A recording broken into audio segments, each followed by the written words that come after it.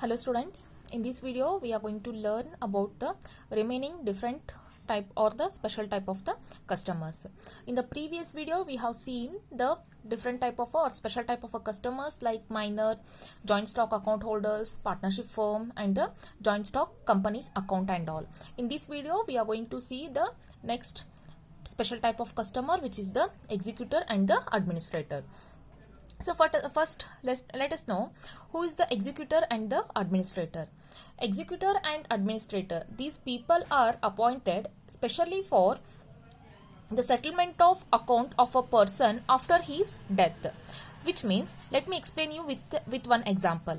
So see here, there are two person A and the person B. So person A is not well. He is going to die in few days. But when he is alive, he is going to appoint the B person as his executor, which means after A person's death. So whatever the A person's account settlement will be there, all those things has to be taken care by the B here. So here the B can be called as a executor of a person, and A person can be called as what? The testator here. Suppose the A person died immediately, all the authority, all the responsibility cannot be taken by the B immediately. For that, the B person have to go to the court and he has to get the permission or the confirmation from the court that he is eligible or he is going to take the responsibility of a person's account, and this process can be called as what? The probate. Right, and this process can be called as what? The probate. So here A person is not well. A ಅನ್ನೋನ್ಗೆ ಅವನಿಗೆ ಹುಷಾರಿರಲ್ಲ ಅಂತ ಅನ್ಕೊಳ್ಳೋಣ. ಅವನು ಸ್ವಲ್ಪ ದಿನದಲ್ಲಿ ಸತ್ತೋಗ್ತಾನೆ ಅಂತ ಅಂದರೆ ಅವ್ನ account ಎಲ್ಲ settlement, ಅದೇನಾದ್ರು liability ಯಾರಿಗಾದ್ರು ಪೇ ಮಾಡೋದಿರ್ಬೋದು, ಅಥವಾ ಲೋನ್ ಯಾರಿಗಾದ್ರು ಪೇ ಮಾಡೋದಿರ್ಬೋದು, ಅಥವಾ ಅವನಿಗೆ ಬೇರೆಯವರಿಂದ ರಿಸೀವ್ ಆಗೋದಿರ್ಬೋದು, ಆ ಎಲ್ಲ ಪ್ರೊಸೆಸ್ಸನ್ನು ಕೂಡ ಬಿ ಪರ್ಸನ್ ನೋಡ್ಕೋಬೇಕು ಅಂತ ಹೇಳಿಬಿಟ್ಟು ಒಬ್ಬ ಪರ್ಸನ್ ಅಥವಾ ಬಿ ಪರ್ಸನ್ನ ಅಪಾಯಿಂಟ್ ಮಾಡ್ಕೊತಾನೆ. ಬಿ ಪರ್ಸನ್ಗೆ ನಾವೇನಂತ ಹೇಳ್ತೀವಿ? ಎಕ್ಸಿಕ್ಯೂಟರ್ ಅಂತ ಹೇಳ್ತೀವಿ. And A person is going to be died, ಅಂದ್ರೆ ಇವನ್ ಅಕೌಂಟ್ಸ್ನ ನೋಡ್ಕೊಳ್ಳೋದಕ್ಕೆ ಬಿ ಪರ್ಸನ್ ಅಪಾಯಿಂಟ್ ಆಗಿದ್ದಾನೆ. ಅದಕ್ಕೋಸ್ಕರ ಎ ಪರ್ಸನ್ ಯಾರು ಅಪಾಯಿಂಟ್ ಮಾಡ್ಕೊಂತಿದಾರೋ ಅವ್ನ್ ನಾವೇನಂತ ಹೇಳ್ತೀವಿ? ಟೆಸ್ಟೇಟರ್ ಅಂತ ಹೇಳ್ತೀವಿ. ಯಾವ ಪರ್ಸನ್ ಅಪಾಯಿಂಟ್ ಆಗಿದಾನೋ ಅವ್ನಿಗೆ ಎಕ್ಸಿಕ್ಯೂಟರ್ ಅಂತ ಹೇಳ್ತೀವಿ. ಇಮಿಡಿಯೇಟ್ಲಿ ಎ ಪರ್ಸನ್ಸ್ ಡೆತ್ ಆದ್ಮೇಲೆ ಸಡನ್ ಆಗಿ ಬಿ ಪರ್ಸನ್ಗೆ ಆ ಎಲ್ಲ ಅಥಾರಿಟಿ ಹೋಗಲ್ಲ. ಆ ಅಥಾರಿಟಿನ ಅವ್ನು ತಗೋಬೇಕು ಅಂತ ಅಂದ್ರೆ ಕೋರ್ಟ್ಗೆ ಹೋಗ್ಬಿಟ್ಟು ಅವನೊಂದು ಸರ್ಟಿಫಿಕೇಟ್ ತಗೊಂಡ್ ಬರ್ಬೇಕಾಗತ್ತೆ. ಅಂದ್ರೆ ಬಿ ಪರ್ಸನ್ ನಾನು ರೆಸ್ಪಾನ್ಸಿಬಿಲಿಟಿ ತಗೊಳ್ಳೋದಕ್ಕೆ ರೆಡಿ ಇದ್ದೀನಿ. ಎ ಪರ್ಸನ್ ಅವ್ನ ವಿಲ್ ಅಲ್ಲಿ ಏನೇನು ಹೇಳಿದಾನೆ ಅಥವಾ ಅವ್ನ ವಿಶ್ ಏನೇನಿದೆ ಅದನ್ನ ಅಕಾರ್ಡಿಂಗ್ ಟು ದ ಲಾ ನಾನು ಫುಲ್ಫಿಲ್ ಮಾಡಕ್ ರೆಡಿ ಇದೀನಿ ಅಂತ ಹೇಳ್ಬಿಟ್ಟು ಒಂದು ಸರ್ಟಿಫಿಕೇಟ್ ನ ತಗೊಂಡ್ ಬರ್ಬೇಕಾಗತ್ತೆ. ಆ ಸರ್ಟಿಫಿಕೇಟ್ ನ ತಗೊಂಡ್ ಬರುವಂತ ಪ್ರೊಸೆಸ್ಗೆ ನಾವೇನಂತ ಹೇಳ್ತೀವಿ? ಪ್ರೊಬೇಟ್ ಅಂತ ಹೇಳ್ತೀವಿ. So this is about the executor and then what about the administrator.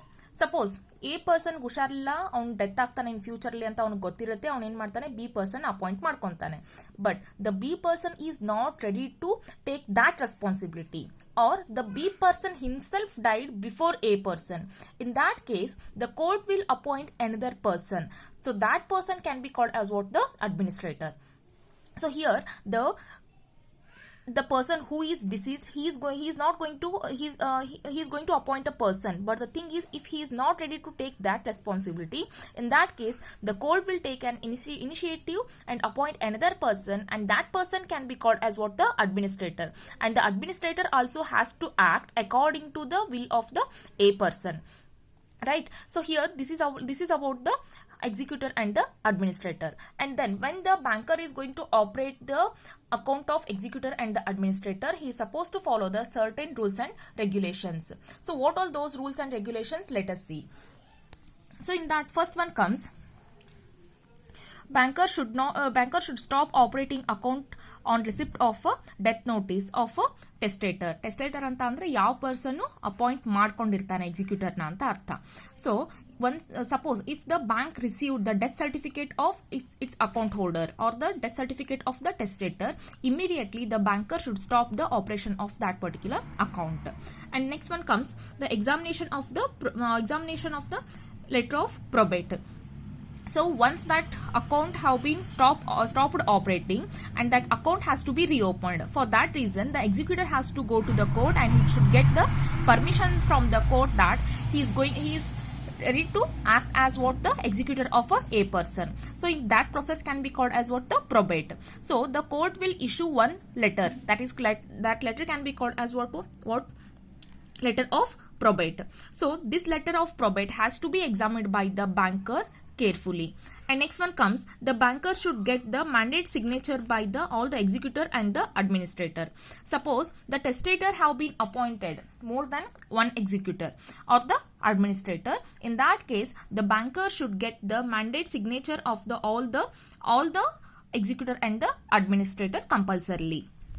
Next one comes, insolvency of executor or the administrator doesn't affect to the account operation. Suppose the executor or the administrator become insolvent. In that case, this situation nowhere affecting to the banker's banking process or the inner operation of a bank. And next one comes, executor may borrow money. So here the executor is having the authority to borrow the money from the bank in the name of the testator only, or from the executor on the basis of testator's account itself. The executor can borrow the money, but that money should be utilized only for the settlement of accounts of a person only.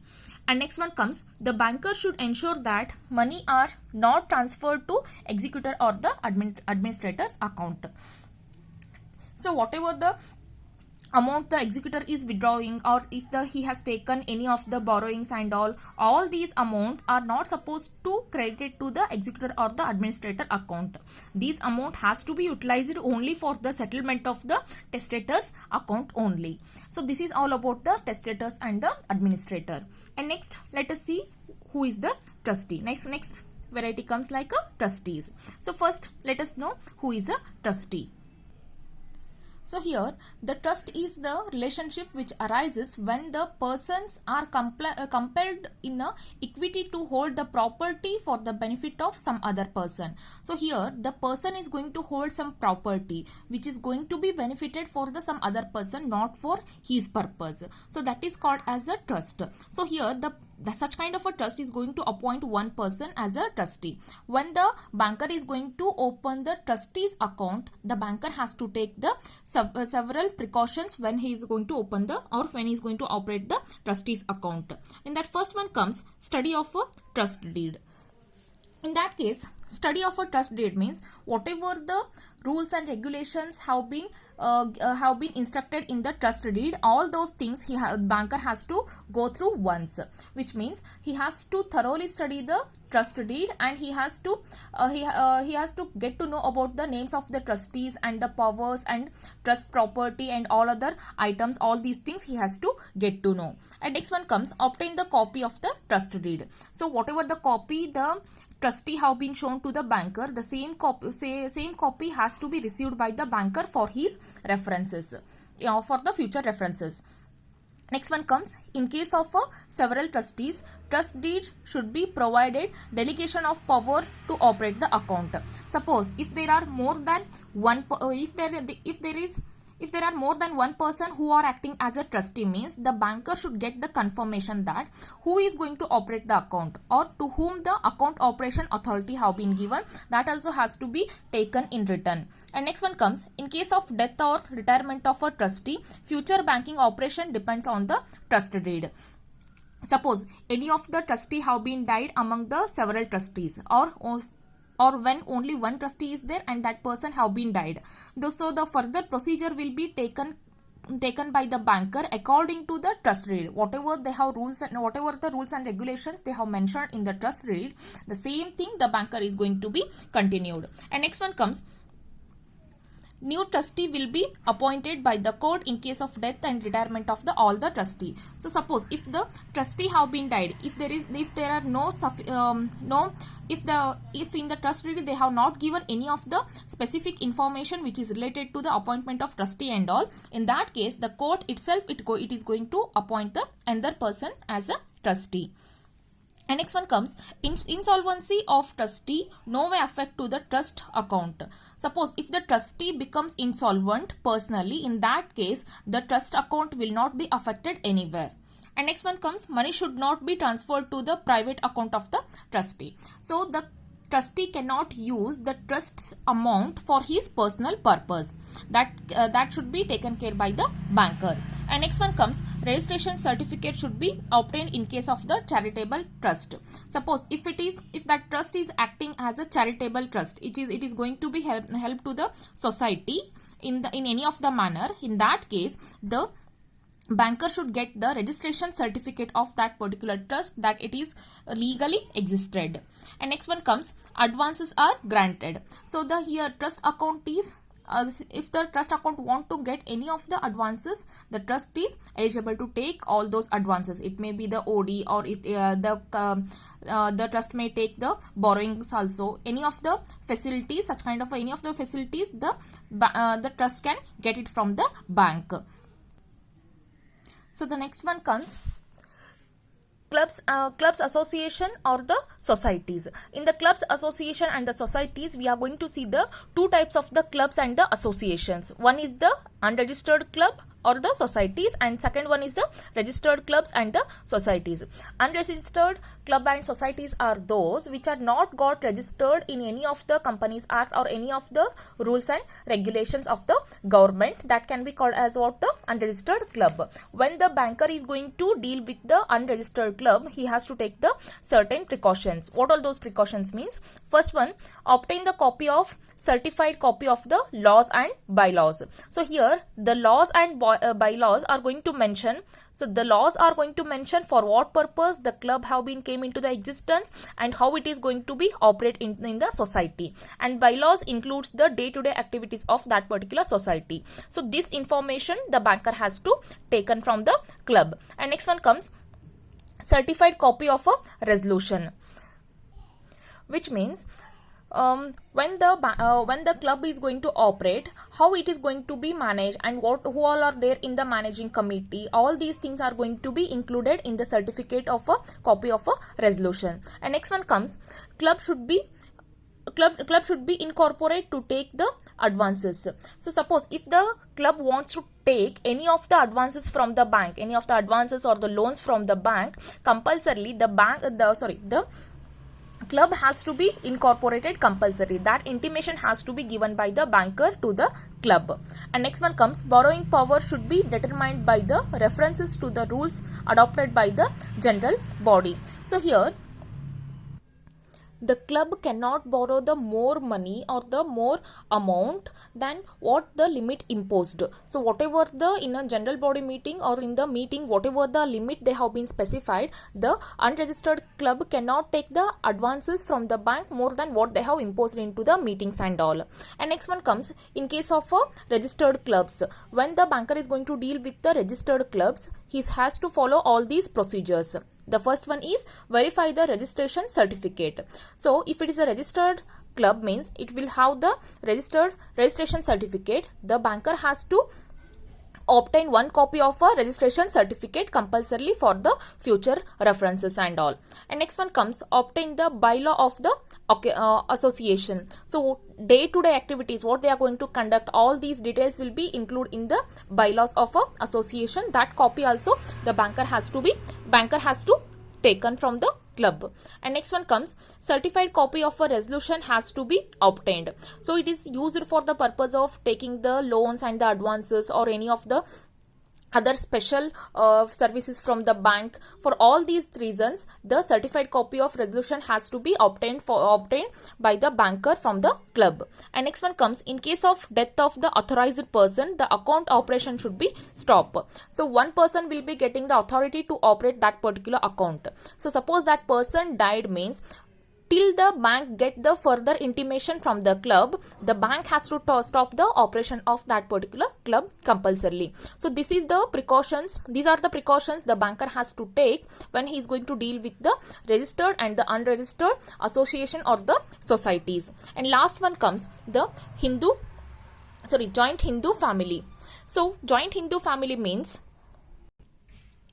it's a family which contains more than one male member, possess ancestral property and carries on the family business, which means when there is in one particular family, if the more male members are there and those all are assessing the or the possessing the ancestral property of ancestral property, and they all are going to carry on the same business, in that case it can be called as what the joint Hindu family. So when the banker is going to open the joint Hindu family account, several precaution has to be taken. So in that, first precaution is the name of the all co-occurrences, which means all co-occurrences means all other family members can be called as a co-occurrences.